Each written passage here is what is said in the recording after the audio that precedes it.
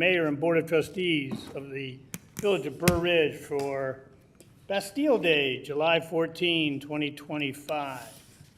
Tonight we have the privilege of being led in the pledge by Eagle Scout preparer, he's almost there, John Patterson, who is a senior at LT, lives in Burr Ridge, of course. His project is related to making playgrounds safer and Little Red Schoolhouse project, right? All right, Jacob, please lead us in the pledge. I pledge allegiance to the flag of the United States of America and to the republic for which it stands, one nation, under God, indivisible, with liberty and justice for all. Thank you, Jacob.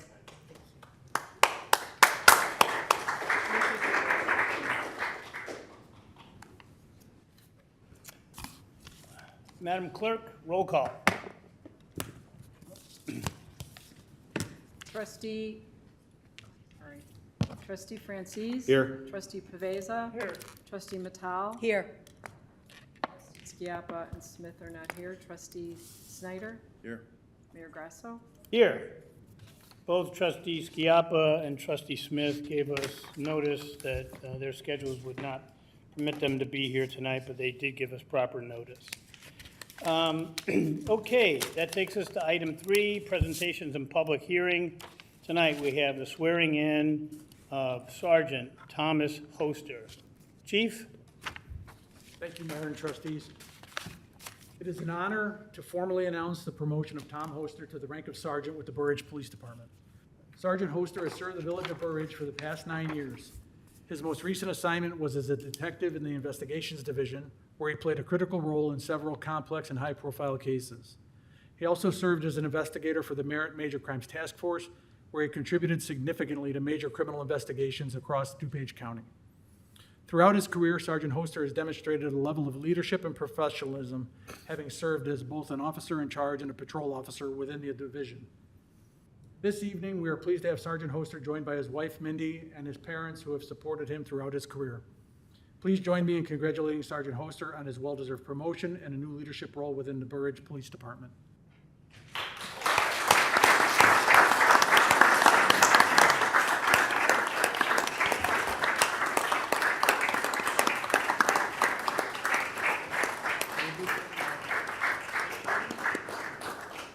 Gonna read?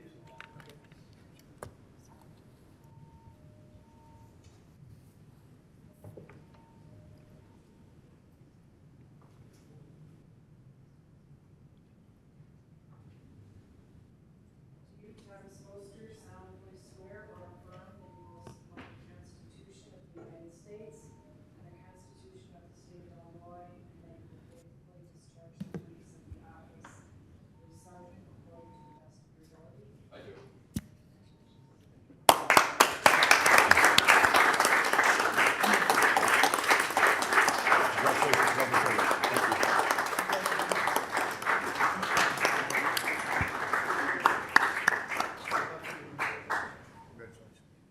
I'll come down and take a Good couple. luck and congratulations.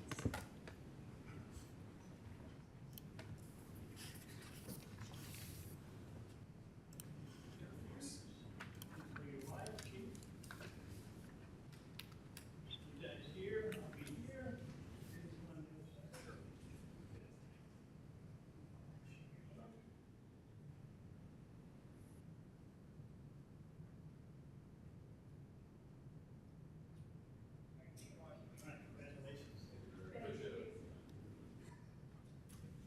Thank you, Chief.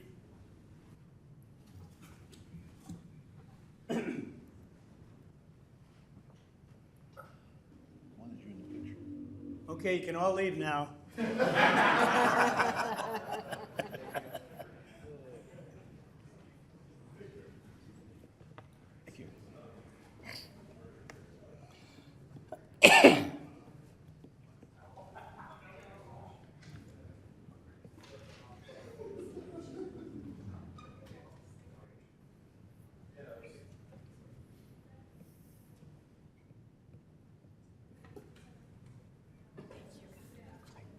Okay, we know how to clear a room when we need to. This takes us to item 4, the consent agenda. An item shall be removed from the consent agenda at the request of any one trustee or anyone present at the meeting. Those items marked with an asterisk are considered to be, excuse me, on the consent agenda. A roll call shall be taken on the approval of the consent agenda and recorded in the minutes as an omnibus vote. If an item is removed from the consent agenda, it will be discussed by the board, open for public comment, and voted upon during this meeting.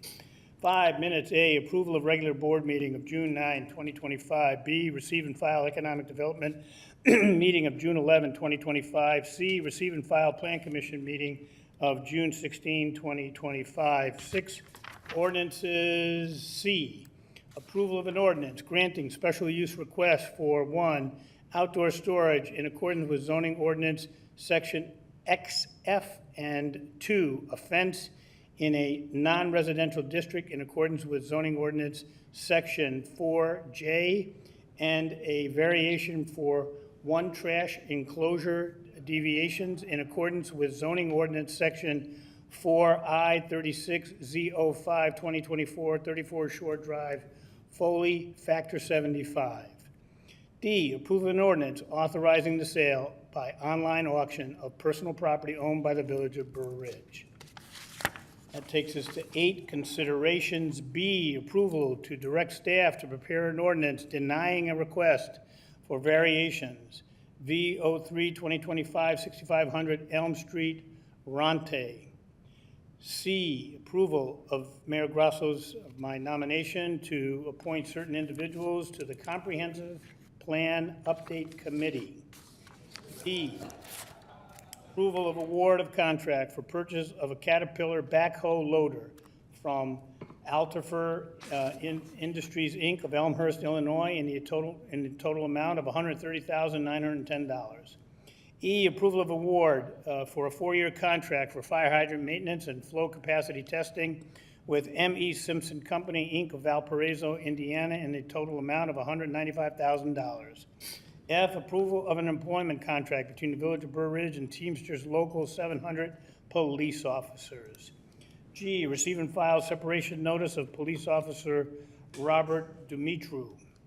H, approval of vendor list dated June 23, 2025 for fiscal year 2025 in the amount of $44,805.68 for all funds, for a grand total of $44,805.68. I, approval of vendor list dated June 23, 2025 for fiscal year 2026 in the amount of $656,694.31 for all funds, plus $249,618.87 for the payroll period ending June 7, 2025 for a grand total of $906,313.18. J, approval of vendor list dated July 14, 2025 for fiscal year 2026 in the amount of $893,033.08 for all funds, plus $272,990.02 for payroll period ending June 21, 2025 for a grand total of $1,166,023.10. With that, can I get a motion to approve the following items on the consent agenda? 5, A, B, and C. 6, C and D. 8, B through J. So moved. Second. We have a motion and a second. Any discussion at the board level? Any questions or discussion from the public? Roll call, please. Trustee Snyder? Trustee Matal? Yes. Trustee Francis? Yes. Trustee Pavesa? Yes. 4-0. 4-0. That motion, the omnibus consent agenda motion passes. Takes us to item 6A, ordinances. Consideration of an ordinance amending section 3511-1512 and 3511-1600 of chapter 35 motor vehicles of the Burr Ridge Municipal Code, rules of the road regarding bicycles, e-bicycles, electronic scooters, and motorized play vehicles. Evan? Thank you, Mayor. It'll be Chief and I jointly presenting this tonight. So briefly, on March 10th, the board approved an ordinance establishing some basic regulations regarding bikes, e-bikes, scooters, and motorized play vehicles, and effectively ban them all but bikes and e-bikes on public roads. So nothing allowed on public sidewalks, shared use paths, things like that. E-scooters are prohibited on public roads subject to state law, and then motorized play vehicles are also prohibited on public roads, sidewalks, and shared use paths. As a refresher, motorized play vehicles are simply anything that is not a bike or a scooter. So a dirt bike, certain other things that kids might play with and the like. You also directed us to begin a program of education to enforce these laws accordingly. Recently, staff was directed to return this ordinance for further refinement and additional direction regarding enforcement procedures. We have started with the following feedback from the board, and this is not universal. It can be changed to your direction. These are just things that staff has heard the board give us feedback on offline. So the first would be the addition of a driver's license requirement to operate a class 1 or 2, 3 e-bike. There are 3 classes in the state of Illinois. You would have to have a driver's license requirement to operate them on our streets pursuant to our code and state law. There would also be a universal imposition of a 20-mile-an-hour speed limit for class 1, 2, or 3 e-bikes. We've heard this from the board, but we've also seen this through best practices from other communities who have opted to take this approach to try and quell speeding issues. There's also a section which exempts certain classes of vehicles from the municipal code, i.e. basically anything that is there for helping people with accessibility issues like motorized wheelchairs, personalized mobility devices. These things are generally not considered to be part of the motorized play vehicles, and thus they're recommended for exemption tonight. There's also some other minor things, but they really won't be too applicable to the general public. Chief's here tonight. She's been doing a lot of research regarding methods for enforcement, our enforcement measures to date. Again, tonight the idea is to give further direction regarding the ordinance itself in compliance with state law, specifically our non-home rule status, as well as any direction regarding enforcement itself. Mayor, I yield back. Thank you. Chief? Thank you. We did start this campaign with very generous warnings given to a lot of people. In the instances where repeat offenders have become known to us, they've gotten citations, there's been a lot of calls to parents. The gist of the enforcement for us, though, and the gist of the crux of the complaints tend to be focused around the village center, cutting through Chase more. And our issue with enforcement or in and around the village center is that's private property. So the difference between us and, say, Hinsdale, who has a lot of downtown enforcement, that's public property, and they've been very successful at disallowing the use in their downtown area. We have an agreement with the village center to enforce traffic violations on the main strip, but not on the sidewalks or the parking garages where the majority of these violations are occurring. Just to give you an idea of the scope of the issue, in 2022, we received 14 bike complaints. In 23, 19, 2024, 31, and then the end of 24, Christmas must have been very good for people because to date, 78 this year. Of those, we get a call or we see them, 51 have gone before we get there. 21 have gotten warnings, and we've given 3 citations so far. In addition to that, 3, which is very concerning to us, 3 have fled upon seeing us. We won't give chase on that. We're not going to contribute to an accident happening because of our enforcement efforts. So we're getting a lot of complaints. We're issuing a lot of warnings. We're stepping up the enforcement of the issue. But we're also looking for more direction. If you want more action taken, we'll do what you want. What more, so let me start out, Chief. Thank you very much. I think this is a concern of everyone. Probably all of us have had situations where we have seen exactly what the chief has described. Janet and I are on e-bikes fairly often, and it's funny at first, but we've gotten passed up at tremendous speed by people. It's hard to judge ages for me anymore, but it can't be more than 11, 12, 13-year-old kids, often without helmets, often without any protective gear. on them at all. So this is a concern. It's not only in Burr Ridge. Hinsdale is addressing it. Willowbrook's addressing it. Darien's addressing it. Many municipalities are addressing it. So what more can we reasonably do? I don't think the board, I certainly don't want you chasing or your officers chasing. We have insurance issues over that. And of course, to your point, we don't want to see anybody else hurt as a result of chasing. There's been a suggestion, maybe we should give you or your officers a motorcycle or two to enforce this. I understand why that might be a suggestion. I don't think that's a very necessary, because we don't want the chasing going on, but any idea, I'm putting you on the spot a little bit, Chief, anything more that you want us to tell you that could be good, or we have to just be vigilant and get the parents involved? That's part of it. The community as well. I did receive information from a certain subdivision that took matters, I don't want to say into their own hands, but addressed the complaint with their resident in their subdivision, saying, hey, your kids are continuously doing this. Please, speak to them about it. So there is that. Coming up in the fall, when school starts again, we'll be participating with them in an education campaign at the school level. We've done bike rodeos with Elm School. We look to do more of that. The part of what I said about the complaints that we're getting is there tends to be a core group that continuously gets called upon. And they're traveling through that corridor to get to the village center and to Lifetime Fitness. And we focus our attention there.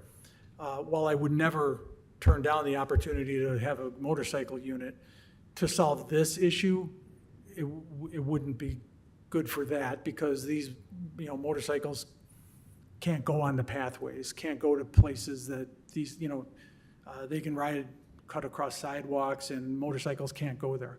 Motorcycles would be great for traffic enforcement and another issue we have in town, which is speeding, but we'll get to that later.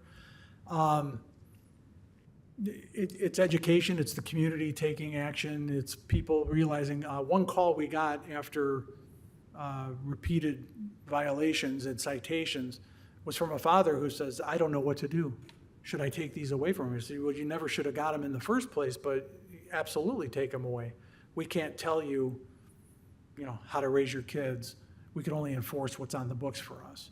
So we'll continue to do that. And if anybody has any other ideas, I've talked to Hinsdale, I've talked to Clarendon Hills, I've talked to Darien. They're in the same predicament we're in. The difference with us is we have local adjudication for things that we can send here, which is not as harsh as what Hinsdale's doing, which is sending them to DuPage County and traffic court.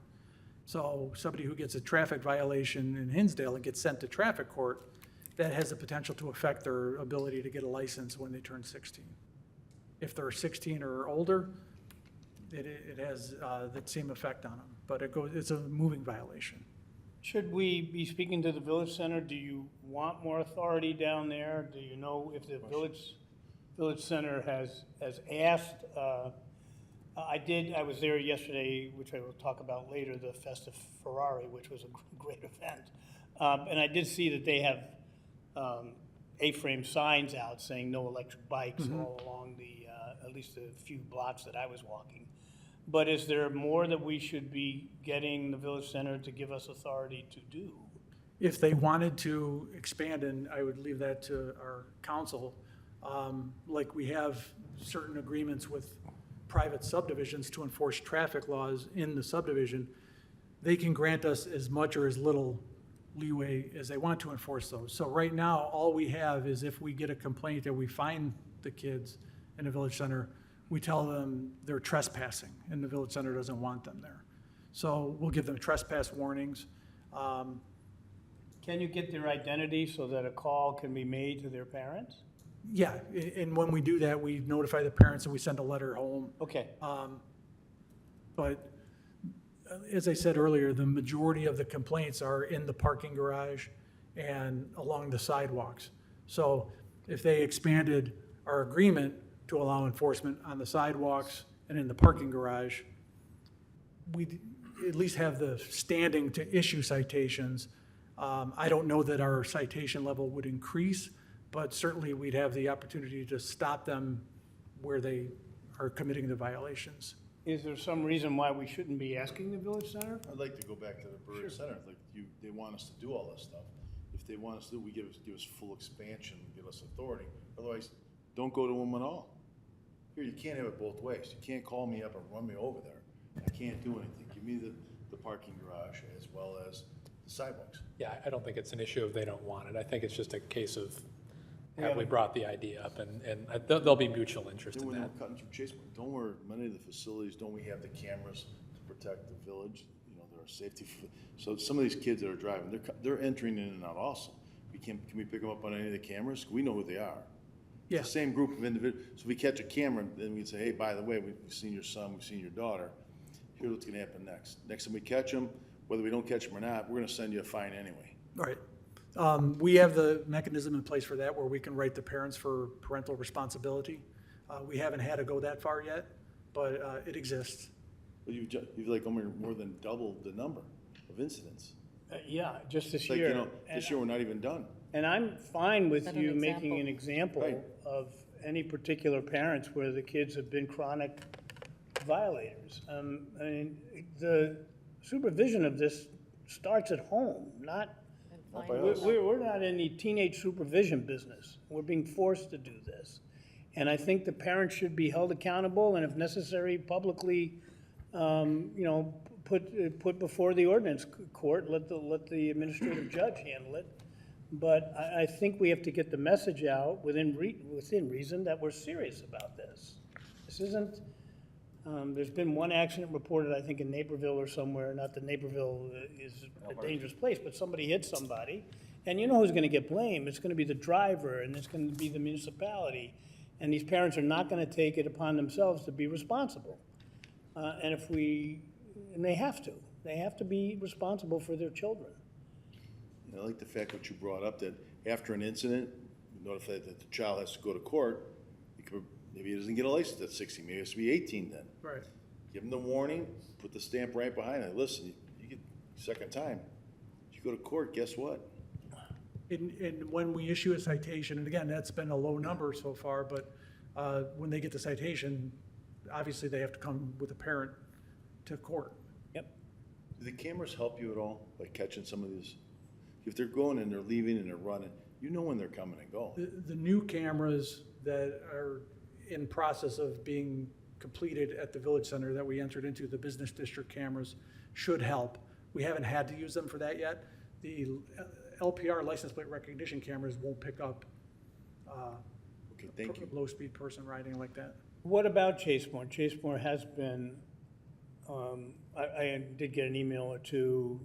John Nitty sent a letter in, a well-written letter. They're concerned too that there's more and more of these e-bikes running through Chasemore. Are you seeing evidence of that? We've received more complaints since the existence of the e-bikes and the travel through to get to the village center in Lifetime.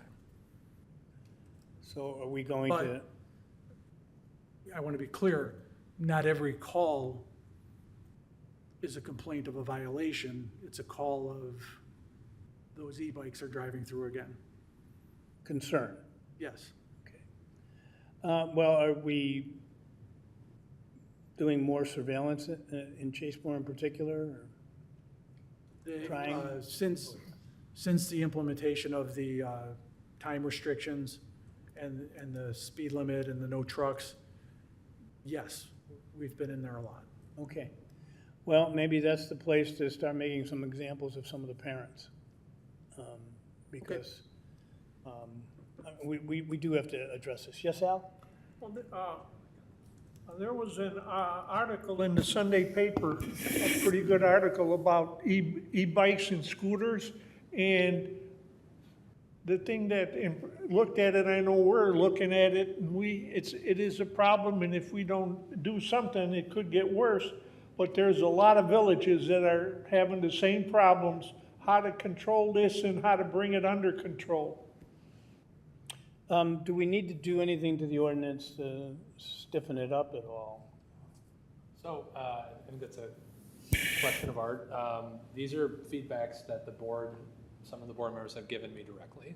So these are obviously the suggestions of some. I'm going to let you guys identify yourselves if you would like. I think these would help drive home the sincerity of what we think is the board's tenor on the matter. We've also got a website up, and I'll just pull it up real quick. It's real easy. So community e-bikes and scooter guidelines. Is your vehicle allowed? Select your vehicle. So let's say I'm doing a scooter and I'd like to ride it on the street. Nope, not allowed. I know we've gotten the suggestion, and Trustee Francis had the suggestion of adding pictures to this section or something to the effect, and pictures if you'd like to talk about those. But this is something that our analysts put together to help just provide a guidance as we continue to educate the community. I don't think everybody knows what we mean by when we say e-bike or the like, so we're building this out. But I would feel comfortable putting these in place just because they give us just a little bit more belt and suspenders. They help pretty much guarantee that it'll be older people riding these bikes and these scooters, and it'll help control speed. So even if you're not technically going in an unsafe manner, if you're going 30, that could be, I think everybody's agreeing that that's probably too fast for these types of things. So the 3 bullet points, These are the suggestions, and I can Yes. show you the ordinance if you'd like. no, I don't need to see that unless one of the trustees wants to, but all 3 of those seem appropriate to me. Does anybody want to, do we already have the age 16 limit? I think we should have that.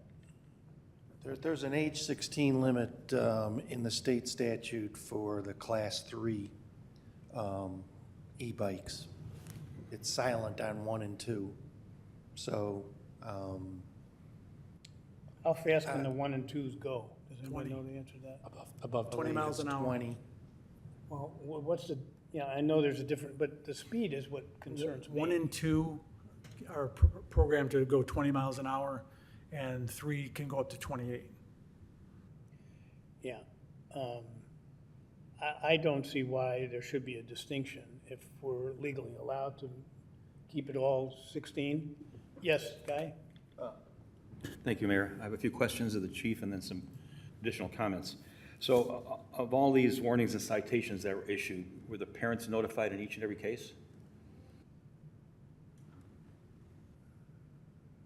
Certainly with the citations, and I think most of the warnings, when I was reading today, I didn't read every single warning, but there were instances where the parent came and got the kid, or made arrangements to have the kid walk the bike home. Okay. So, and how do you notify the parents? You said by letter? Phone, no, phone. Phone, thank you.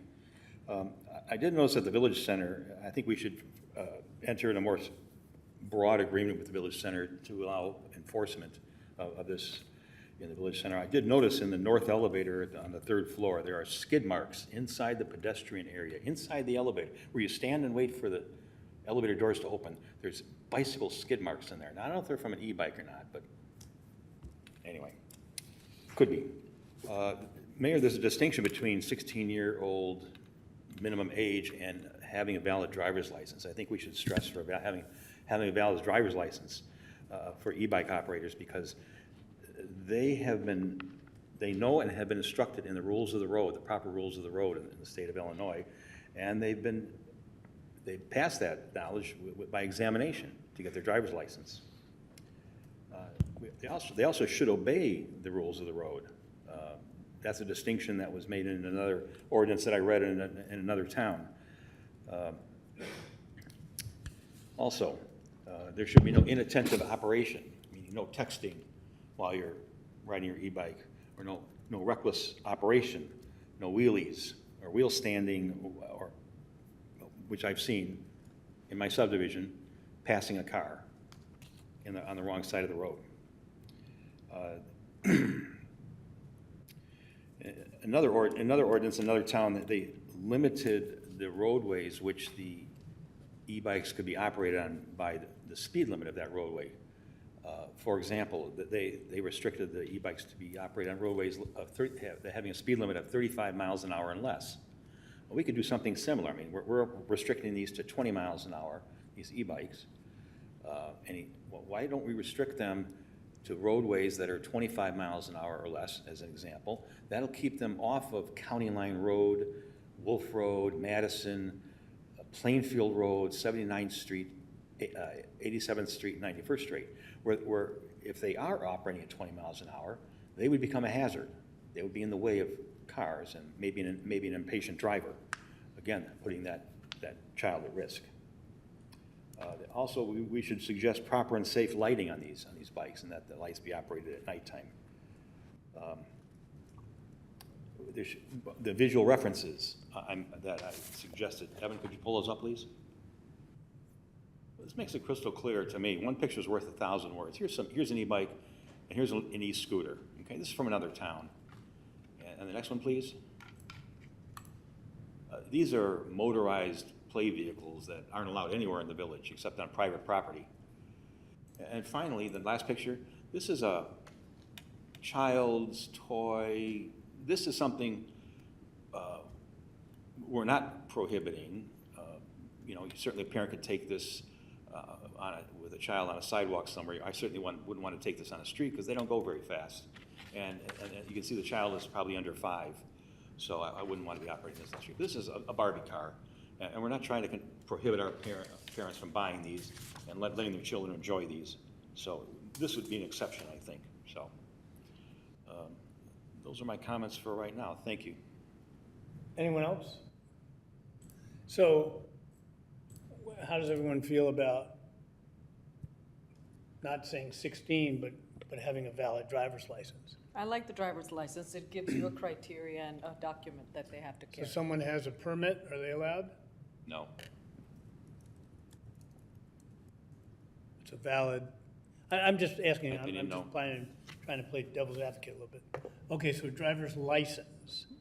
Okay, the 20 mile an hour or less places, so let's think that one through a little bit. Now, the obvious streets, you don't want them on County Line Road and Madison and Wolf, but are there streets at 25 miles an hour? I mean, isn't the, if not posted, the speed limit in Burr Ridge is 25, right? 30. 30.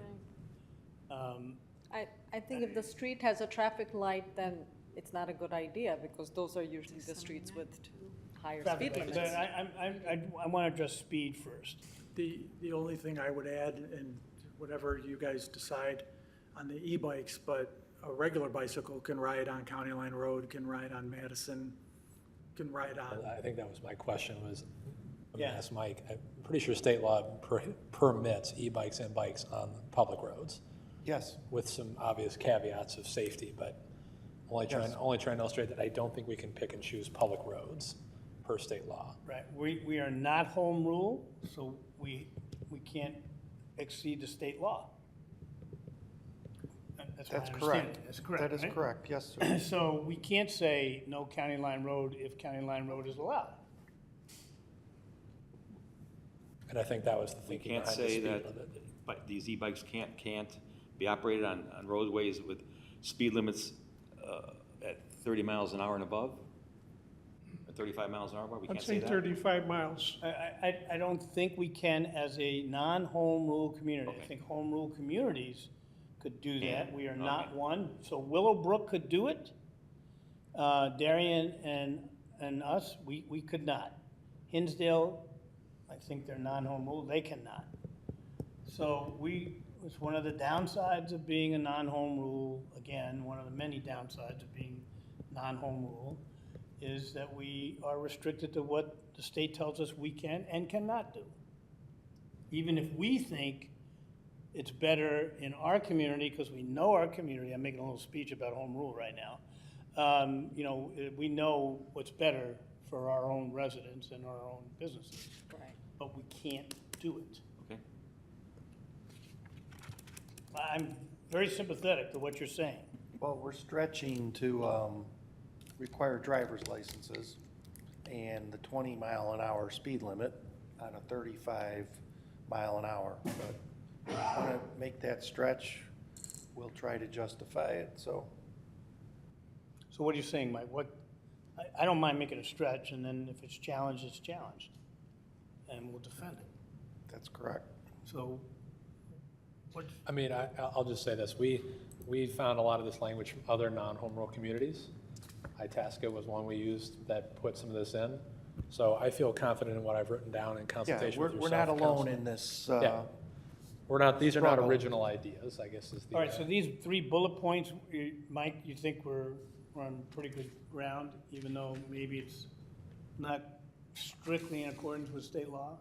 Yeah, like I said earlier, the Class 3, clearly the state regulates the Class 3 and how old you have to be, and you're just taking it a step further and saying 16, you can qualify for a driver's license, and you want a driver's license. The 1 and the 2 is a stretch, but it makes no sense to let somebody operate on a street with a Class 1 or Class 2 vehicle going 20 miles an hour, which is going to be your maximum speed, and then not regulating who can do that. So you don't want a 10-year-old doing that. No. And the state law says an age for only Class 3, not a 1 or a 2. So in the state, the General Assembly's eyes, they were going to allow that. So I believe we will come up with an argument that we can regulate the public right-of-way under our police powers, and this is the manner that we're doing it in. As Evan pointed out, there's other municipalities that are non-home rule that are taking these steps. You got to act because the General Assembly is not. Right, once again. So should we can I get a motion to direct staff to amend the ordinance for presentation at the next meeting for the addition of a driver's license requirement to operate a Class 1, 2, or 3? This is already prepared if you want to approve it. Yeah, that's Go what ahead. Okay. the draft is. So this is all in there, and so can I get a motion to approve this? So moved. Second. I have a motion, a second. Any further comment at the board level? Yes. Is there any consideration for my comments about obeying the rules of the road, or proper lighting, or proper and safe operation, undistracted operation, no more than 1 person on an e-bike? The chief wants to speak That's on it. already in the Yeah. law, I would think Those laws that's, exist. In which law? Yeah, in the State. bicycle laws, in the state bicycle laws. but can we emphasize it in our ordinance? sure, you I can don't add see- that, yeah. yes. That's a good Well, idea. why don't we emphasize? I mean, so we can- texting is prohibited while you're operating any motor vehicle. But if you want to be able to charge somebody under a local ordinance violation, you would need to add it. Yeah, so Okay, let's let's add put it. it in there. It's consistent, so can I get an amended motion to pass the ordinance with the additions that trustee Francis suggested? Second. Okay, a motion is second. Any further comment from the? Well, there was a suggestion about the roadways, 25 miles, I thought you said. Yeah, you mentioned But we've discussed that and can't do that. said we're not doing that. Right. So We're not doing that excluding that one. Excluding that one. So we have a motion and a second. You two are okay with amending it accordingly, so we have a motion and a second. Any other comment from the board? Any comment or question from the public? Yes, come on up. Right there, the chief will give you the microphone. So I think most of us, good evening, I'm not sure how I'm supposed to You address can to move you, that but if it, just All don't right. let it attack you. Your that's name, all. please? my name is Faiza Coleman Salako, You might have to spell that. for Yes, me. yeah. Faiza, last name Coleman hyphen Salako. Would you Thank you like very my much. address? Oh, okay. So I've lived in Burr Ridge for over 10 years now, and I am representing the cyclist community, also a parent. And I've always wondered what could make Burr Ridge more appealing, the property values, all of that for young families. And as the rest of the world is trying to adopt more car-free, car-light lifestyles. It seems curious that Burbridge wants to crack down on the leading way that we're doing that. Also, most of us are old enough to remember a time when kids could go out and be free and play with their friends, unattended sometimes, and our children can't do that anymore. So they're stuck inside gaming. They're becoming very unhealthy. And the beauty of these e-bikes is it allows them to not stay in one place loiter too long. It also allows them to be able to get away when there's a threat of danger. So I just wanted to bring that up.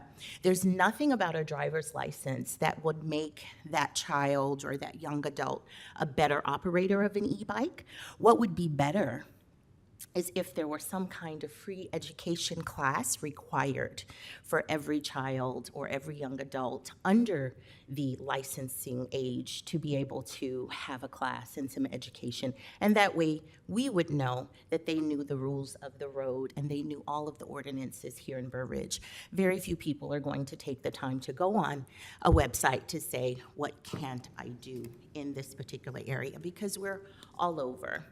The last point that I wanted to make, besides there being a step between citation and taking them to court or the county or requiring a lot of things that are pretty much prohibitive, besides the education, it's just making Burr Ridge a more friendly place for cyclists and for families who have young children.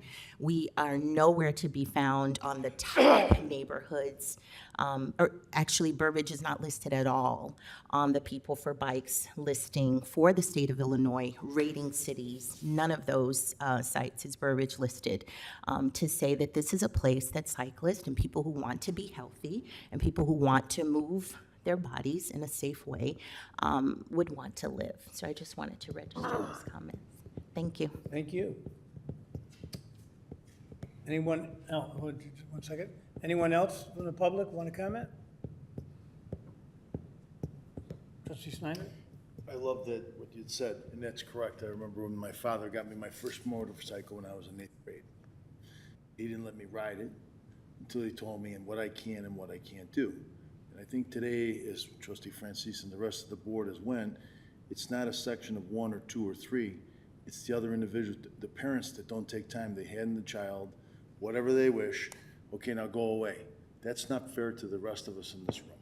And so we're trying, if we can't get the parents to be involved, obviously you're a parent that's involved and want to help all of us, which is fantastic, but it's the ones that won't. So how do we protect the whole against the few? So that's, I understand your frustration. It's the same token as the individuals who want some help. We can't do anything sitting here without the chief and his team. Yeah, and we all grew up on bicycles. We're not going to discourage people to have bicycles, the old traditional way to get around. And certainly we want kids to be on their bicycles. But this is now a vehicle and vehicles that are moving at considerable speed. And they present a danger that communities did not see or address 10 or 15 years ago even. So nobody wants to discourage cycling, but this e-biking has to have some guardrails, and I think these are reasonable guardrails for that. Yes? Bill Voigt, Burr Ridge. Just really a question, because we're talking about e-bikes here, but also those the scooters. Yes. Well, including scooters in that as well? Those are prohibited. Electric scooters. Electric scooters are prohibited. Prohibited anywhere in the village? That's correct. Oh, The state law allows municipalities to authorize or not authorize the use of those. all right, so they're already out. Okay, By the current ordinance, yes. okay, that was my But question. somebody can pedal a scooter on a sidewalk, I think. Yep. So, So again, the old-fashioned way, the Flintstone way, I would say. But not moving at a high rate of speed by Because they're- someone they're- who they're doesn't necessarily know how to handle that. Yeah, they're so common around. I'm surprised. I'm glad to see it, actually. but I am surprised. I thought you might get a lot. Now it's enforcement, now it's a There you little go. pushback, but Thank you. that's part of why we're up here. Yep. Thank you, yes. I'm Barbara Annison. I live in Chasemore. There's cameras at the beginning and the end of Chasemore Drive, and someone brought that up earlier about the cameras, and can you identify some of these? The big concern that I have as a resident there, my kitchen window faces that road, and at all hours in the evening, especially when there's no lights, there is a boy who is popping wheelies all the way down Chasemore. And I'm sure it's probably really fun. It's a curvy road, but someone's going to get hurt. I think a child is going to get hurt. So is there a way for us to use those cameras to identify, you said we kind of know who these kids are. They seem like it's a group of kids. It's the same group of kids. Could we identify them using the cameras just to warn them or warn their parents? Because it happens at night. I'm walking my dog at night. I see this boy that's doing this down the middle of Chasemore Drive. It's not well lit there. You probably know that. It's pretty, but it's not well lit. So, and those cars that I have other speed issues on Chasemore Drive, which we're not talking about, but because there's cars coming very quickly from the restaurants and things like that, 10:30 at night, this boy, I see him coming through, which is probably after curfew, but in any event, I think the cameras might be a way to have us help look at that. The other thing that happens in Chasemore that I've shared with Bill Nitty, and he might have shared this with you, is that we have these electric vehicles coming up on the sidewalk, then back down into the street and back and forth. You've got a lot of older people that are either walking by themselves, walking dogs. There's more older people walking strollers with little kids in them, and that is very dangerous when they're coming from the street to the sidewalk and back and forth, and on the back pathway. And anytime if you ever say anything to someone, these kids are like, this doesn't apply to them at all. So I don't know what more we can do, but I agree with a number of things that have been said, and I think you're right. The parents are really the issue here that need to be informed, but it's getting very dangerous, especially on Chasemore Drive, so thank you. Right, you're welcome. And I have said some things, and I have gotten some gestures that I recognize, and was surprised that someone of that tender age knew those gestures. Yes. I just have to agree with Barbara, because I live in Chasemore too, that it's getting dangerous to just walk So around. can we use the cameras at all? Are the cameras are able to identify, at least so that we know this is Johnny and he's doing it all the time, and we can find his parents and Maybe. let them know? They exist, and if they're on the video, then we can take a look and see if we can identify them, but probably. But I don't want to say 100% for sure. Oh, It depends no, on there's- where they're but- coming But I in, think we what have to angle. start looking at It'll those, get better. and It'll get if better you with see someone and it happened around this, make a note, let us know, and then we can look at that day and about that time, and maybe we will save a life or two. Especially past curfew. Yeah. Well, operating an e-bike on a bicycle is prohibited. So operating an e-bike on a sidewalk Right. is prohibited. So, and that's under the current ordinance. So they shouldn't be riding e-bikes on sidewalks where pedestrians are, so. And I should add, because they're not here tonight, but they did weigh in, both trustee Schiappa and trustee Smith are of like mind. They might want a little bit more than the law allows us to do, but they're certainly of like mind if they were here tonight. So with that, if there's no more comment, we have a motion and a second, and the record would indicate the contents of that motion. And if there's no further comment, can I have roll call, please? Trustee Snyder? Yes. Trustee Matal? Yes. Trustee Francis? Yes. Trustee Pabeza? Yes. 4-0. 4-0, the motion passes. Thank you. Very good discussion. Thank you, Chief. Takes us to 6B, consideration of an ordinance amending section 25.09 of chapter 25 entitled Liquor Control of the Burr Ridge Municipal Code. Evan? Thank you, Mayor. Very simple ordinance here. Lifetime Fitness recently bought Five Seasons Sports Club.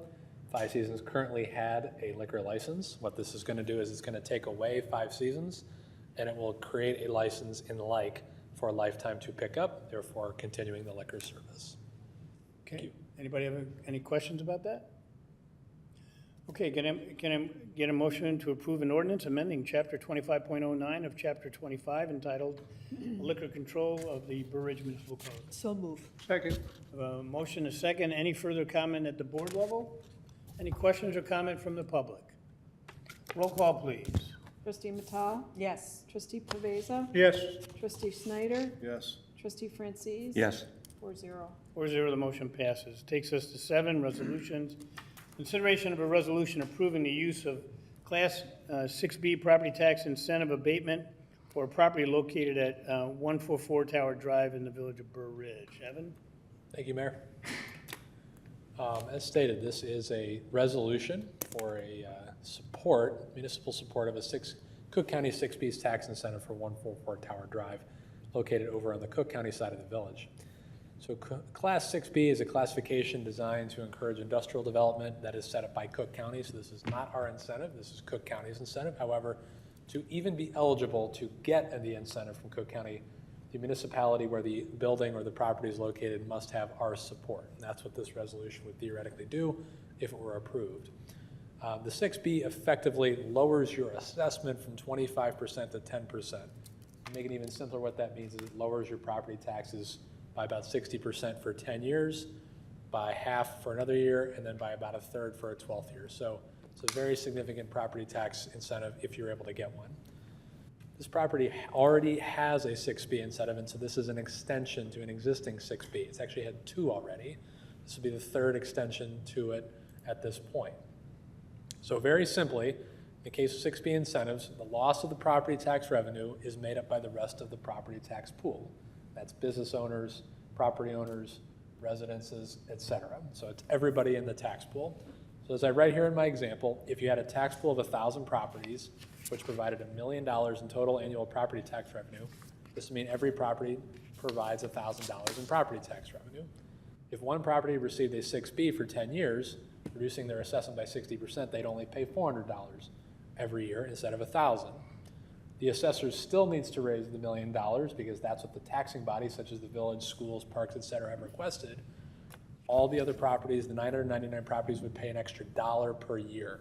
So that money doesn't go away. It's made up by the pool of properties in a property tax area.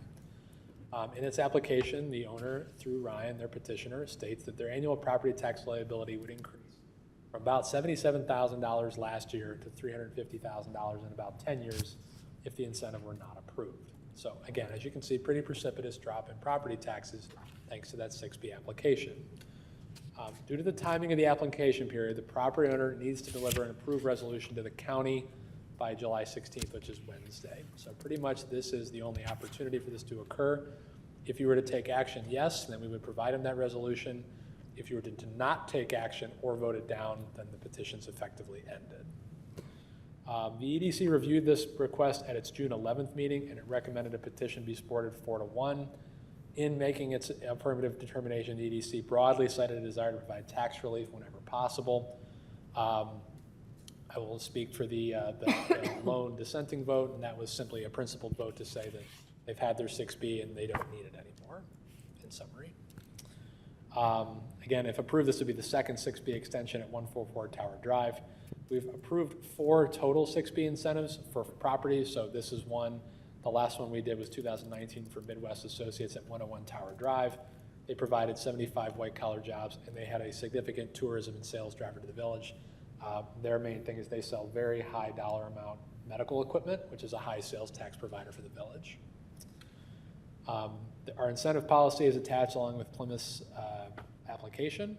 I see, Sean, are you here tonight? Yeah, you are here. I see you. I'll be here to answer any questions you may have. This person is from Ryan. He's representing the petitioner for the property owner, so he's like an architect for the Plan Commission. But I'll be here to answer any questions you have. Okay, let's start with any questions from any of the trustees? Okay, I guess I have one. Why? Why do you need it any further? The Cook County Board puts a limit on it for a reason. Why do you still need it? Yeah, so just a quick introduction, Sean King. And with Ryan, we represent the owner of the building.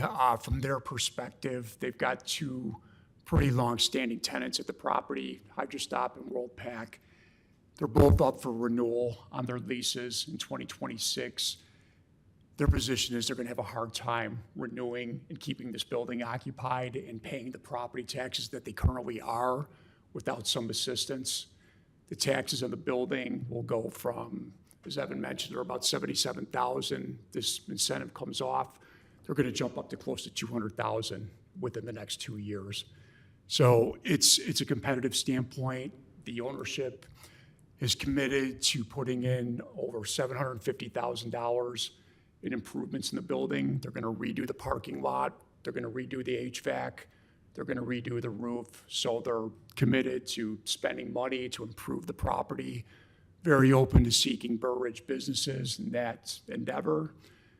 Previously, there's a company, the name escapes me, but they have worked with Burr Ridge companies before. The last time they did tenant improvements in the building, they brought in a Burr Ridge company. So they're committed to the community. It's an opportunity for them to remain competitive in leasing the building. Have we heard anything in opposition from any of the other property owners? No public comment was submitted. And does a notice go out to them that this is being sought under law, right? Neighbors have to be told. Mike? Do the neighbors have to be told on this? I They don't have to be that told. there's no requirement to notify. We still do outreach. Again, it's like anything else. We're required by law to do like 200 feet for the plan commission, but we always do more. Again, it's about making sure everyone's aware, but again, we heard no public comment. So we did give people a chance to comment, and they did not. Okay. Yes, Joe. So in the last 12 years, or the amount of time, what has the owners done to the building? You've had the tax break for 10 years or 12 years. I mean, now you're gonna wait till the end of the 12 years. Oh, by the way, now I'm gonna make my improvements and I need another tax break. So what have you done for me for the last 12 years? I gave you a break. Well, it is a renewal. I agree with you on that, but they've just been this particular owner, think about this, particular owner has only had the building for about 5 years. So these original incentives that we're referencing were granted for different ownership. So they haven't had as much time, but they have spent money on this property, and they're intending to spend a significant amount of money go forward. Being in the position that you are, you've seen people who've bought and sold properties. So when they purchased that property 5 years ago, they knew that the incentives were gonna come off. So they did not reach out or do anything at that time to like hey, I'm getting this advantage. And I'm sure they got a good advantage when they purchased the property because they know those incentives are coming off. So while you're asking for it, I'm just asking, so for 12 years, nothing's done. The owner sold the property at a reasonable profit. Someone bought it at a significant discount. And so this is a village. I'm just curious. Well, as far as reaching out to the community upon purchase, I mean, these 6B rules are pretty specific. You can't even engage with a request for a renewal until you're in year 10 of the incentive. So that's timing wise while we're here. In their time here, they have spent money. They redid the tenant improvements in the property. Problem is, we can't do, if we approve it, it's another 12 years, right? I mean, at this point, it'd be the next 2 plus 12 years. So you're looking at 14 additional years of not market rate assessment. And we're getting it tonight? So when they negotiated, they probably negotiated saying, well, this comes off in 5 years, so we want a lower price. And now you're coming in going, now we're gonna invest in the property if you give us this, If we're not, if we don't do it, we're yeah, not gonna do it. which side of the mouth are we talking out of today? Right. I don't know. And your last minute coming in, it's either today or it's dead, right? So give us little time. So where's the due diligence on your part? Not your part, sir, Yeah. but on your client's part? Well, keep in mind too, again, they're gonna try to lease this building no matter what, but without the incentive, you get the possibility of having a vacant building here by 2026. Both these tenants, they're starting to go through lease renewals, so, the taxes, $77,000 might seem low in the grand scheme of things, but they could go down pretty significantly if you got a vacant building sitting on your hands too. Yeah, but you're also, I presume he's doing this at a profit, and you're saying, oh, it may not be leased. Well, he may not get as much of a profit. So I'm not following your logic that you need this now to lease the building. It's already leased, the lease is coming up. We don't know any terms, we don't know anything specific, we don't know if any of this is, in all candor, true. So, I mean, I want to take you at your word, and I should take you at your word, but you've given this board no lead time, no paperwork, and theory, really. This might happen, this might not happen, and we're supposed to act on that. I don't know that we have enough to act on tonight. The mayor had asked you a question. Where was the due diligence of the owners? They knew there was a time frame. They bought the building 5 years ago. When did they hire your firm? We've been hired for about the last 18 months with them. So in 18 months, I'm sure that you're very good at your job. So you're going to tell the owners, going, by the way, our time is ticking. We need to get this in now. Not like, oh, by the way, we're going to go on in July and say, hey, we're going to ask for forgiveness. Am I correct? Well, we got brought in on this when we first, I would say we submitted a renewal application, and some of the questions you're asking about, as far as backup, timing of leases, things like that, that's all part of the application. We did provide all that information. We originally, There's a fairly extensive application in there. there's a so summary of all the I will numbers. stipulate that there is They a, send it in. 3 months ago, not 2 months ago, I just forget the timing. The question was when it was, I want to say it was March or April. I just don't remember the exact timing of when it was submitted, but I'll stipulate that there is a fairly lengthy application in there. And so Cook County is the final decision maker. Correct. So if we give support, or at least we're not opposed, the county decides if it's going to do this or not. Well, as Mr. King mentioned, the rules are fairly strict on this. Traditionally, the word that we always use in economic development in the state of Illinois is the word blight. Blighted is the word that runs on everything, TIF, this, et cetera. They're going to look for, is the building vacant for 2 years? No. Will the building become vacant if we don't give it to you? Maybe. And that's what they're going to hang their hat on, is will it become blighted if we don't give you the extension? There's certain parts of the world that may live and die by that sort of extension. I don't know if Burr Ridge is one of them, though. But the only argument that, as we would call it, the findings of fact on something like this, to use a plan commission term, would be, is there a defined loss of economic benefit to the county, or is there the proposition of a lot of investment going into the building to get the 6B?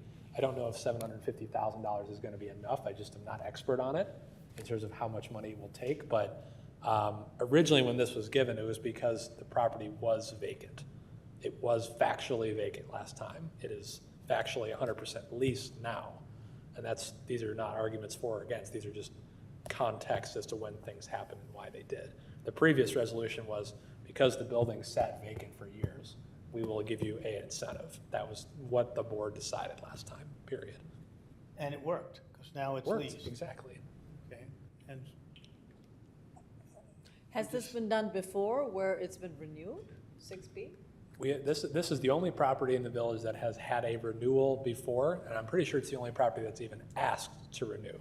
We don't do this that often in the village of Burr Ridge. We just don't have that much Cook County industrial property.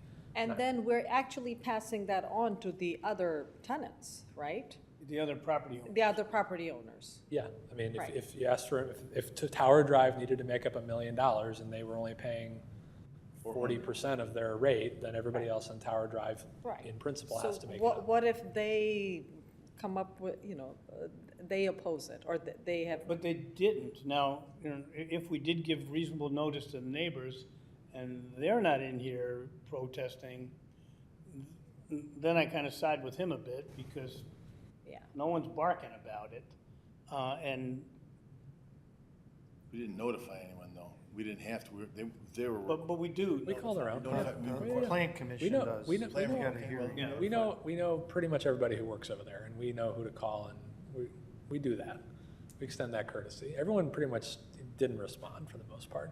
But again, I think I'll play devil's advocate here and just say that It's a fairly technical process, and I don't think people want to get involved in the economics of somebody else's property ownership, so I could understand why someone might not want to get involved. But does it start well, if they've got it, why don't we get it? That's exactly my Certainly could. question. We don't want to start a precedence here, or a set of There precedents. are some vacant buildings over there that could certainly qualify for this, 100%. But then it ends up being Cook County's call, not ours.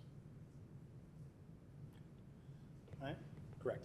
All we are is the It's always binary. Cook County's final Right. call. All we are is binary up or down in terms of Alright. the resolution. So, in the interest of keeping businesses in Burr Ridge, although I don't like 6B because it's based on blightedness, potential blightedness, maybe we do it again because it's already happened once before, but anybody have another comment? Yep. Well, clarification, please. You had mentioned that if the assessment of it is kept artificially low on this property, and all the other property owners, did you say on Tower Drive or in Cook County would be asked to make up the difference? I'm sorry, I was only using a vagary term there. So we'll call it within the taxing pool, not just on Tower Drive. I'm only using Tower Drive as a specific. Cook County. The village. Well, let's just say, Village. School let's use LTHS just as an example for us all locally. LT is drawing from all the properties within their taxing boundary. If they were to receive a 60% discount, all the other property, when they pay into LT, everybody else has to make that up for LT. Okay, it was alluded to the other properties on Tower Drive would be asked to make it up, and I don't believe that's correct. They'd be part of the boundary. They They would certainly be part of it, but there's not all. many other properties as well. That was a bad example, then, I'm Okay, sorry. thank you. I'm looking here at a listing on a computer here from Midwest MWI Property Group, and they talk about, for 144 Tower Drive, secured them a challenging municipal approval of a Class 6B property tax incentive, effectively cutting the taxes by 50% over 12 years. Is the owner Midwest MWI Property Group? What was the question? Is the owner of this property MWI Property Group? No, it's not. The entity name is Plymouth. Plymouth, okay, Plymouth LLC, okay. Plymouth Real Estate is the owner of the true owner. Because it talks about buying a vacant building, renovating it, and securing 2 long-term tenants, which is the 2 long-term tenants we're talking about. So I'm confused what this MWI Property Group is and how they're marketing their efforts for 144 Tower Drive. But okay, thank you. I think that's the previous owner, if I remember. The previous owner? Yeah, I think it is. I'm pretty sure about that. So the previous owner made significant efforts and managed all facets of design, permitting, construction for the ongoing exterior and interior improvements, including demolition, spec office, and several warehouse improvements. So there's more improvements that are needed as well, correct? Okay, thank you. And you're representing that the owner is going to make further substantial improvements if we support their petition. Yes, and they're willing to put any of that in writing and whatever you want to see that commitment. Well, the decision's Cook County. We're not in the property tax business, so done it in the past, and I don't like the timing of it. I don't like it being brought here without us having more time to consider it, but in the final analysis, it's up to Cook County, and it's more than just a Tower Drive buildings and commercial property, industrial property. So I'm not happy about the way it's being done, but if we're going to keep people here in Burr Ridge, then maybe we do it. And we've got a commitment that the property is going to be improved. So with that, can I get a motion to pass the resolution approving the use of Class 6B property tax incentive abatement for property located at 144 Tower Drive in the Village of Burr Ridge?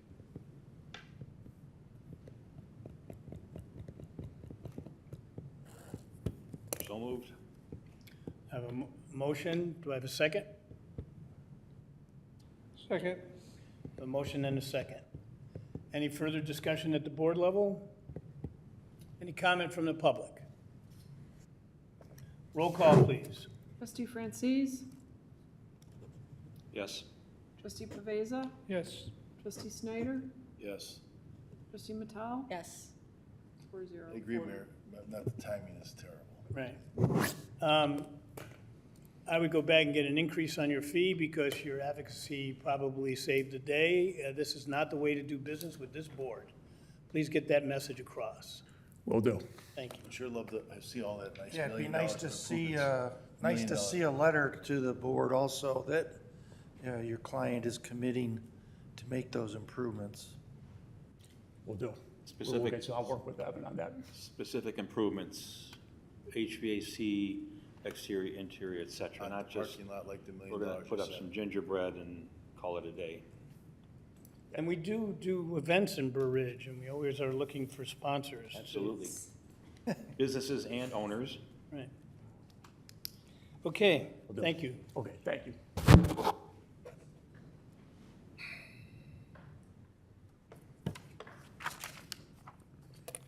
All right, that takes us to 8A, consideration of the Village Hall building.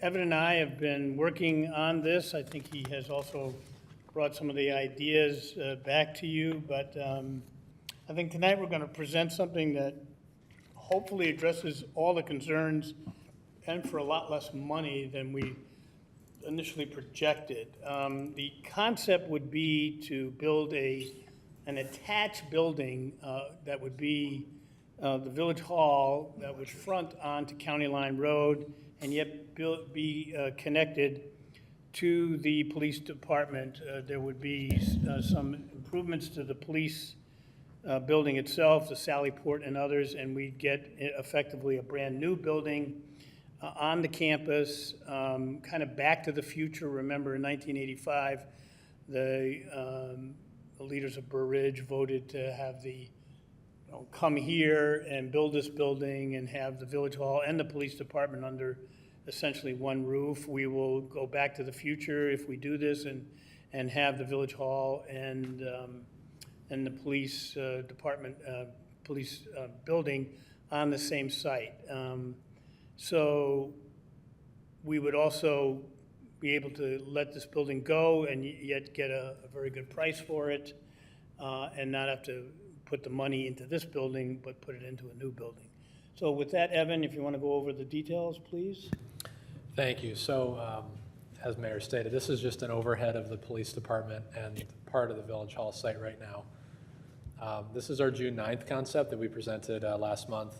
Again, this has the boardroom facing on a north-south axis. Again, north is to the right side of your screen, south is to the left. Don't forget that. This would have the Village Hall become an addition to the police department, but we're revising that concept here tonight with a bit more of the board's direction included. The main orientation is that the boardroom now becomes an east-west orientation, and then we've added a second entry for the Village Hall. The lobby that you see there in the gray, I'll move down to a slightly more tight view.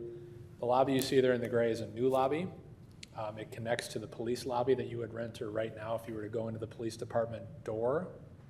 There's now going to be a second Village Hall entry down here, which is nearer the boardroom on this plan.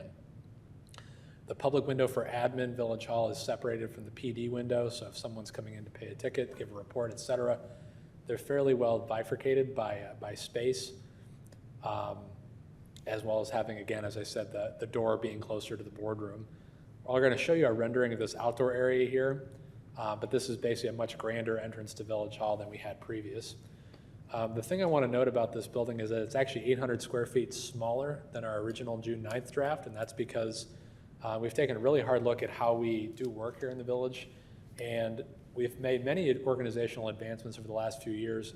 The main one has been effectively privatizing finance. Finance effectively works remotely 3 to 4 days a week.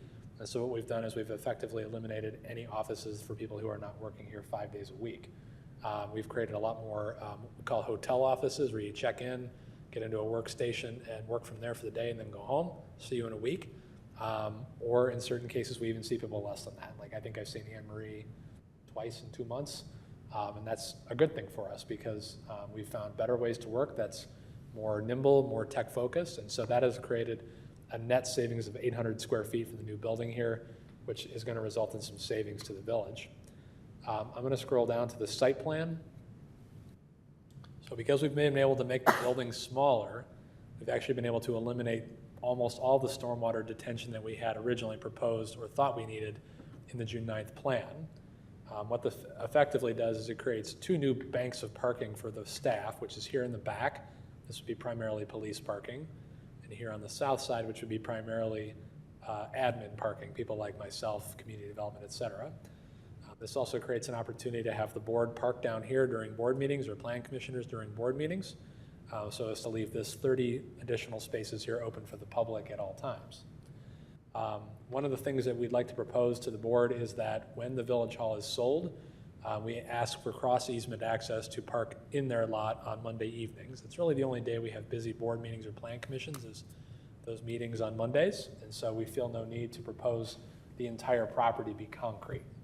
We control the site here, we can control how we sell it, and so as a result of not having to spend $750,000 on stormwater improvements, that seems like a small price to pay for the new owner. It also allows us unlimited access to the Veterans Memorial, which I know is a key part of our community heritage here.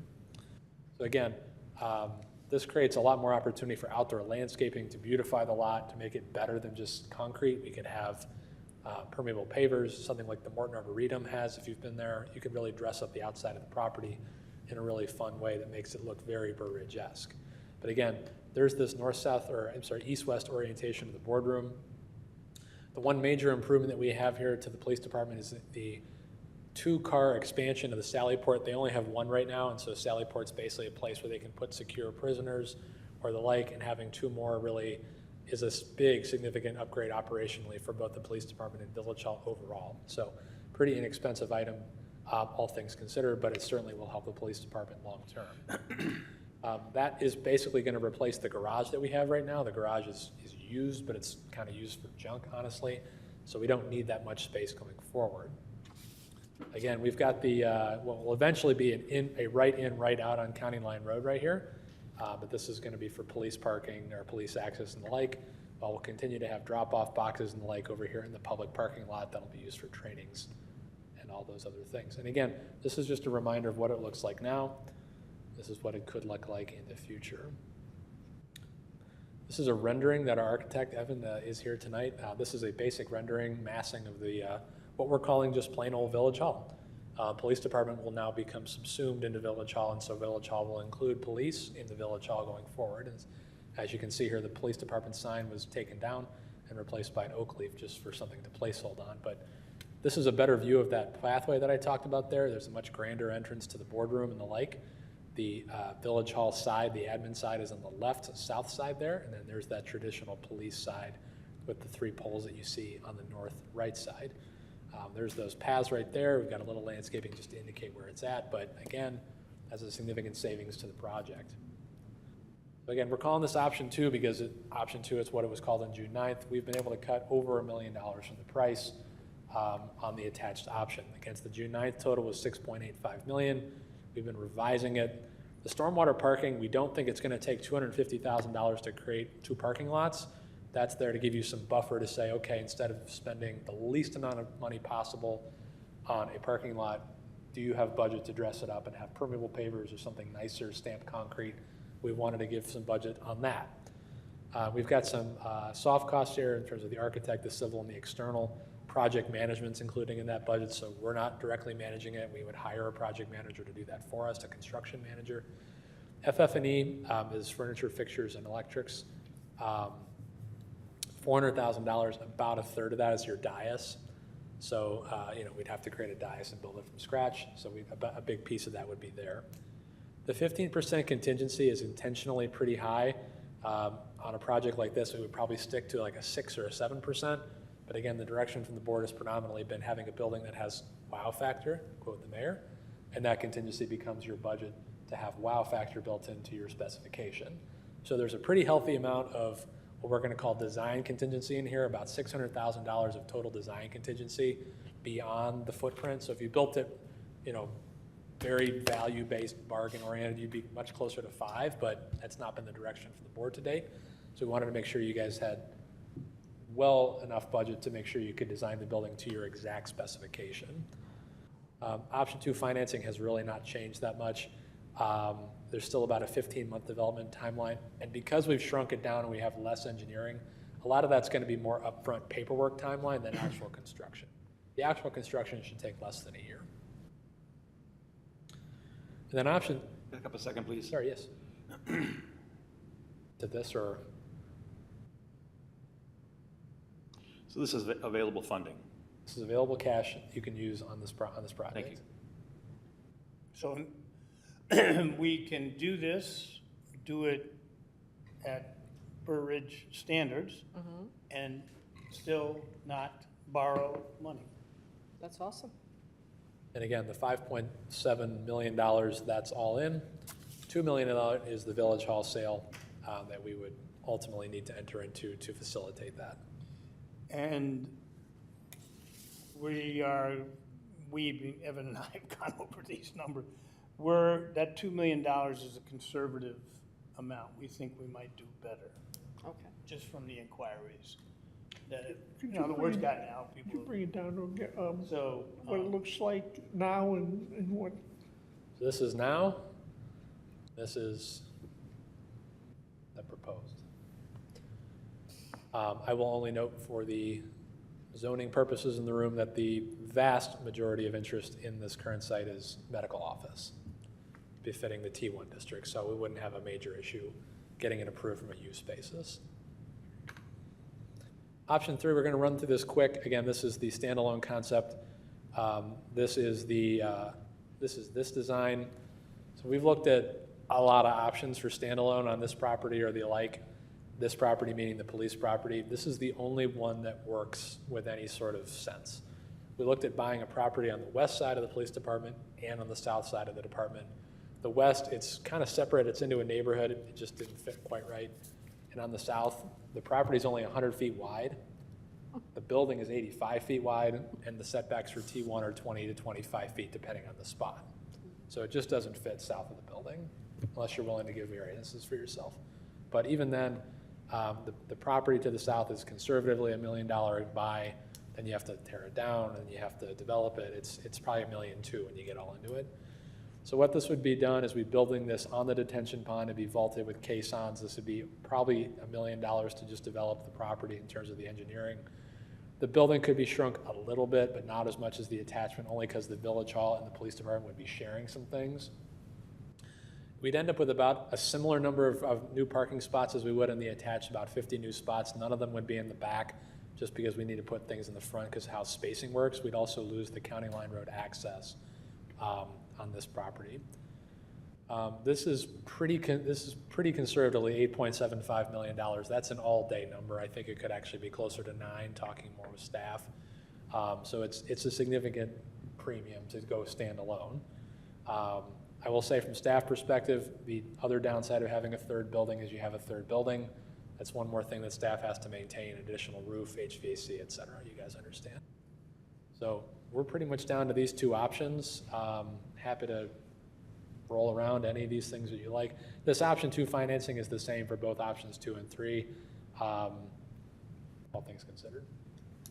Here for questions. So, I think there's consensus that we're not staying here, and we can get a very nice number for it. And there's probably consensus that we don't want to go on the Cook County side, and we'd like to stay on the campus. And I suspect when you look at the numbers, there's going to be consensus that the attached building still can have all the finishes and wow factors that, as I say, still up to Burr Ridge standards without having a third building and the maintenance that will be required there. So tonight I'm looking for some indication as to your preferences and also some direction to staff to start marketing this building, understanding that any final decisions, still come back to the board. But let's see what kind of interest and see what kind of demand there is for this building to be sure that we know where we are financially. Yes, Anita? So I want to say great job, Evan and Mayor and everyone who's been working on this project. I think you've come up with some very good options and you've done a lot of due diligence, so thank you for doing that. I like option 2 for 2 simple reasons. It's the best on the pocket. I mean, budget-wise, it's the best, but more than that, I like the location. I feel that, you know, you come into Burr Ridge off of County Line Road, and it's important to see the Village Hall right there. If you have to go find the Village Hall, then that kind of defeats the purpose. So we're all used to having the Village Hall here, so I think this is a good use of our resources, and it's efficient, and hopefully you'll get a very good price for this building. Anyone else? Yes, Al? Yeah, just a quick look at it. It looks like the standalone building and the consolidation is almost the same price. And I would think the consolidation should be a lot less. No, the consolidation is 5.7, it's this price right here. And again, there's a lot of contingency in that for design. Oops, what am I doing here? The other one's about 8. And the standalone building? 8.7? 8.75. So you're looking at about a 50% premium to go standalone, 8750, 8.7. 8.7. And again, the main reason for that is because it's a larger structure. It's 50% bigger. It's about 10,000 square feet, and it also requires about $1 million of engineering that the attached does not require. Now, looking at it also, you got 2 million that you think you'd get for this. So you're looking at borrowing, Nothing. We're not what, borrowing. about 6 million? We're gonna No. need cash. Huh? We have cash. Nothing. We have cash. So with the We $2 will. million, and I think the mayor's correct, the 2 million is a conservative number. The net is only $3.8 million, but again, that's assuming you spend 100% of the budget I've given you, and I've given you a lot of extra money that you may not end up spending. So the risk equity that we've got is $1 million. The capital fund, I think we might be able to do better than that. That might be closer to 700. You probably end up only spending the $2-ish million you got from the state a couple of years ago in that back payment issue. So at the end of the day, your general fund ends up where it was 2 years ago, and you're out of the Village Hall question. And you have a new one. When do you start? Yeah. I've been on him on that too. Yeah, I spent a lot of time on this. So when do you start? So tonight I'd like to get direction. I want the board to give, I'm asking the board to give us direction to start marketing this property without any commitment. Obviously, there wouldn't be any signed contract because we don't have that authority, but we'd like to get something for you guys to consider and also to make sure our assumptions are correct. The two elaborations on that, if I may. So I think I'd also like for you to ask the attorney and I to draw up documents to officially declare the Village Hall for sale. Okay. Some buyers will not put bids in unless they know the Village Hall is actually for sale.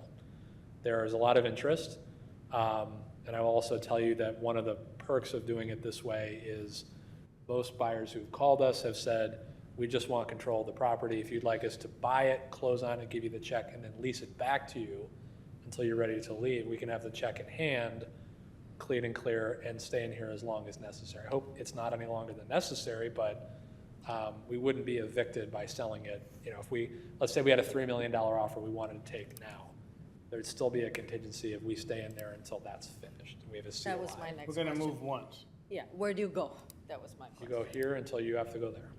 Right. Great.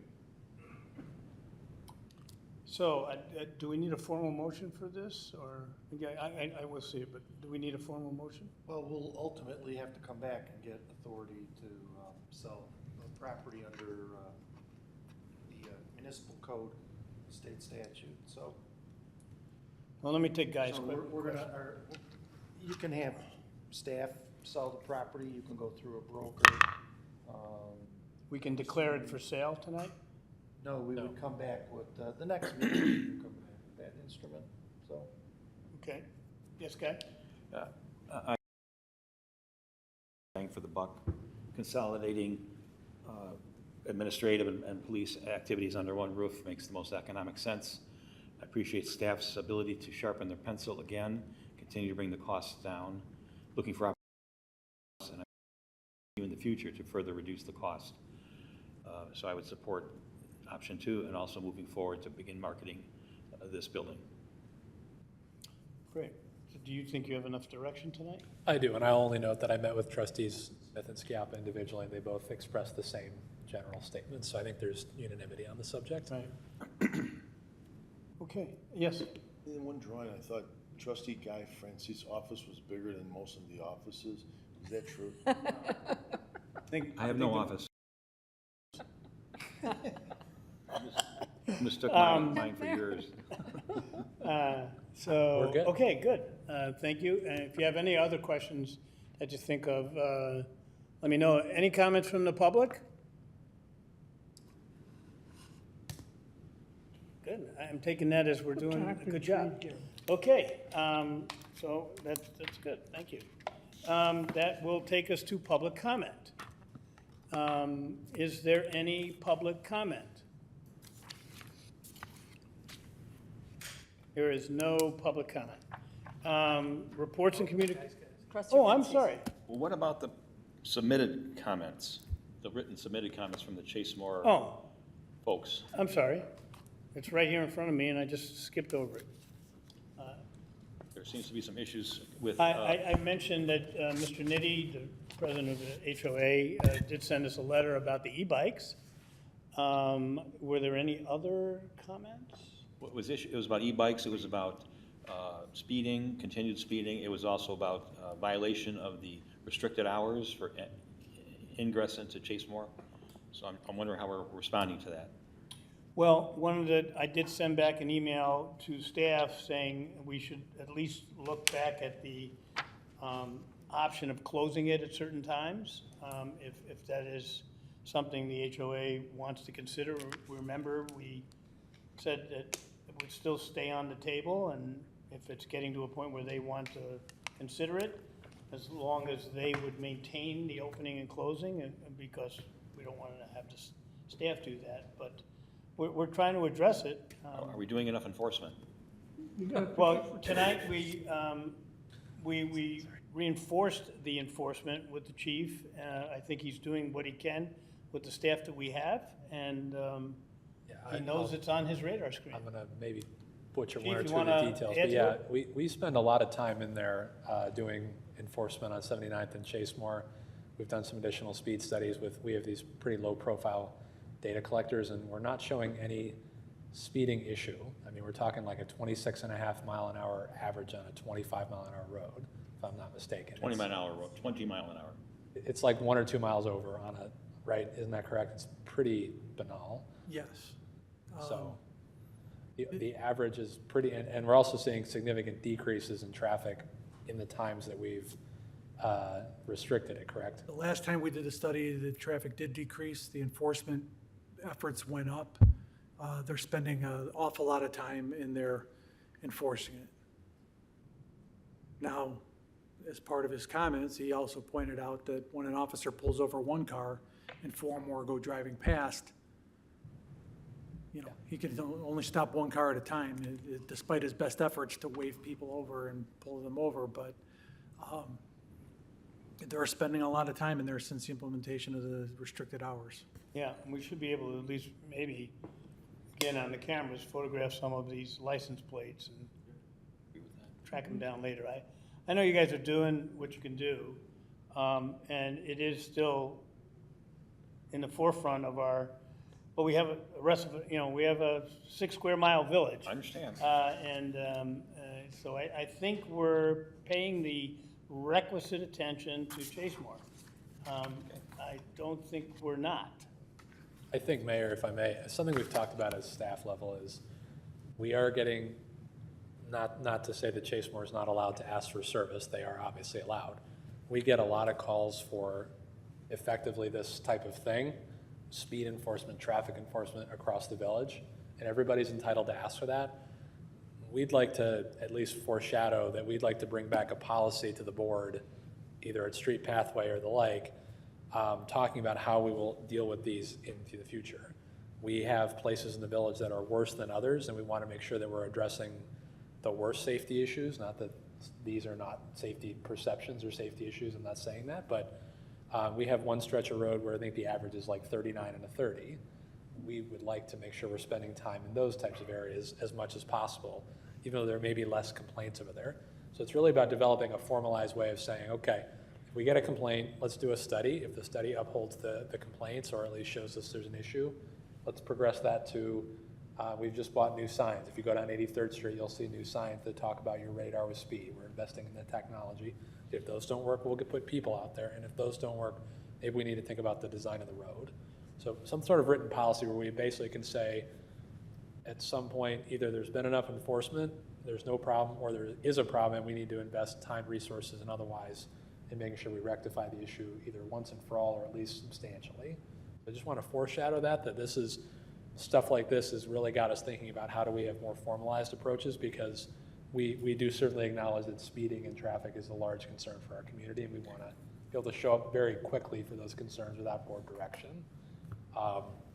So unless I hear significant objection to that idea, we'll be bringing that back. We'll have that in the lab over the next few weeks and months and bring that forward to you. Sounds good. Satis- Thank you. Okay, thank you, Chief. Yes, come on up. Barbara Annison again in Chasemore. So You can traffic yeah. and the speed, I'm very surprised that the speed is only 1 over the limit of 20. Being a walker and not seeing that being the case in most cases for me, but it could be anecdotal.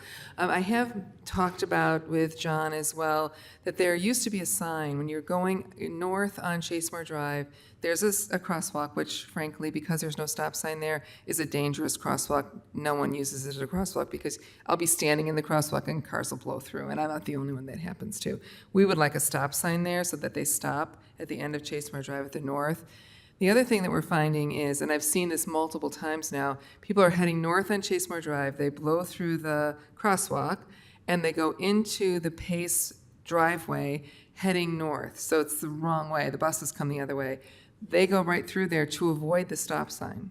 So there's a stop sign at McClintock, and I'll see, somebody will do it, and have you done it? So I'll see someone do it, and then people follow them. And it's because they can avoid that new stop sign. That happens frequently. It's not a rare occurrence. And I think about a year ago, a sign was put up there by Pace, because I think the village mentioned it to them. So they put a do not enter at that end when you're coming out of Chasemore. Someone hit that sign in the wintertime, dragged it to the parkway, and it was never replaced. Oh, really? So there's no sign there any longer that you can't enter that way because it was hit by someone at speed since it was dragged. So that's another issue, but that crosswalk still is an issue. And while I appreciate that maybe the speed is what you say it is because you've got the data, we don't have the data, there are no crosswalks to cross anywhere else on that road. So it is very dangerous. It's a curvy road. You look both ways, everything looks clear, and you go to cross and somebody's right there, which is why I think the speed is a little higher than say, although, again, you have the data. So consideration for an additional crosswalk or a stop sign within there we'd like to have, and then a stop sign at that end of the north end so that people truly do stop at the crosswalk. Thanks for considering that. Can we do the stop sign? I don't believe it's warranted based on standards, but again, I would rather we think about that offline. I think the one thing I'll say is that there is not a consistent speeding problem. I certainly acknowledge there are speeders, though. That's not in debate. Thank you.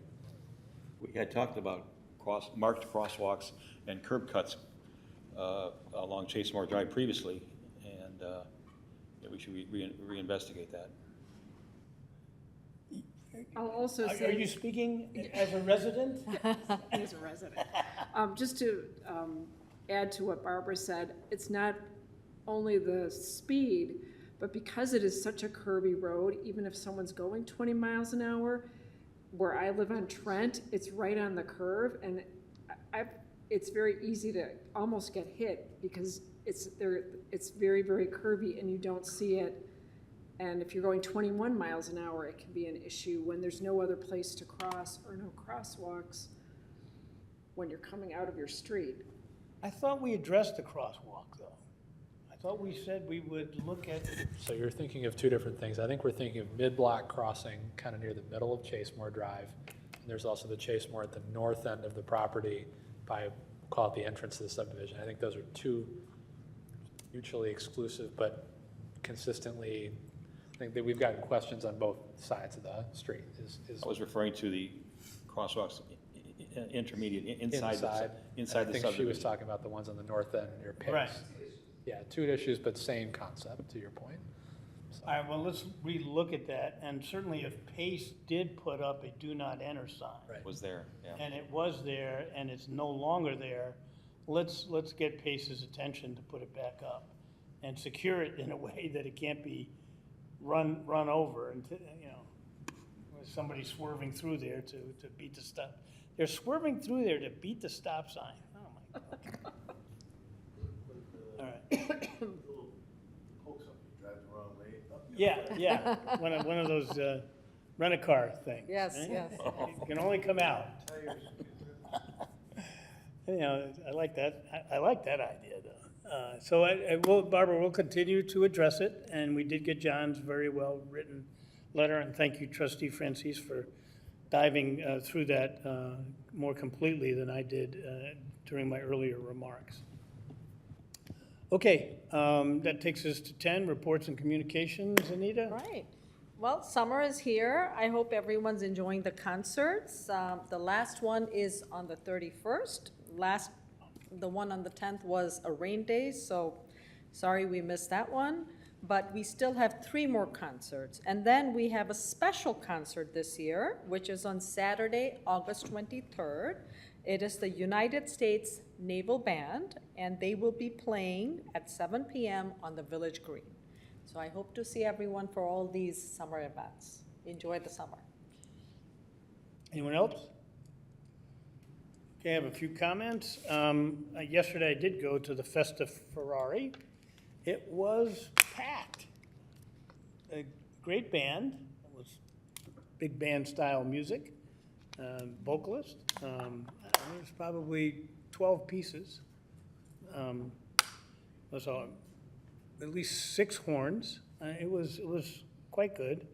Weather was perfect, of course, Burr Ridge. But I did speak to a couple people about maybe making it a little later in the day and extend into the night, because if the lights were on down there at the downtown, it would really look spectacular with all those cars and all those people. So great event. I'm sorry I hadn't gone before this, and so next year it's on my radar to see what we can do to improve it. It's already great. I did speak to the Burr Ridge Willowbrook Chamber of Commerce, my annual talk. It was held at Poca Madre, which is a wonderful restaurant, but not quite a venue to give a speech in. Little compressed. But anyhow, it was a nice afternoon. Got a wonderful thank you card from John Wernement to all of us, by the way. I'll have a copy made and sent, have Pam do that, but John, we miss him already, and he sent us a really great, from the heart, of course, is how he speaks. It's really good. And now I'm going to mention Bo Jackson, because he always wants to keep a low profile. And we have people here of some that are somewhat famous, but of course everyone knows Bo. And he's been in this community for 30 years, I believe. And he called me the other day. I'm happy to list him as a friend. And he called me and he said he wanted to show me something and meet me at the Village Hall. So I did. When Bo speaks, I listen. I met him down here. Janine came with me, and I thought he wanted to do something in his subdivision or something to his house. He drove us all the way down to the end of Burr Ridge, down to a forest preserve area, a little place with a pond. What's it called down there? Page County, it's the Des Plaines River. And the road is in terrible shape, and the landing to put a boat in the water is not very good. And he said, it's a hangout at night for kids having fun, maybe on e-bikes. I don't know. But anyhow, it was an area that needed attention. And there's 3 governments that are involved. It turns out that it's the Forest Preserve and DuPage County, and, you know, we're neighbors to it, so us too.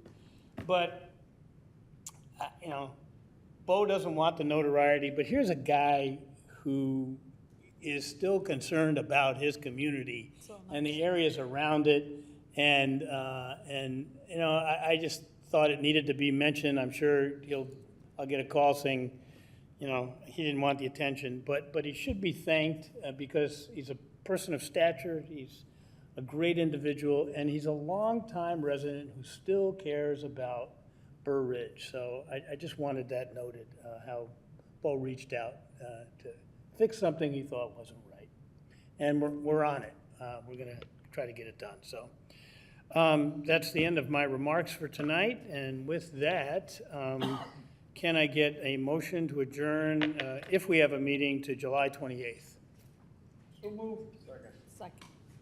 All in favor? Aye. Aye. We're adjourned. Thank you, everybody.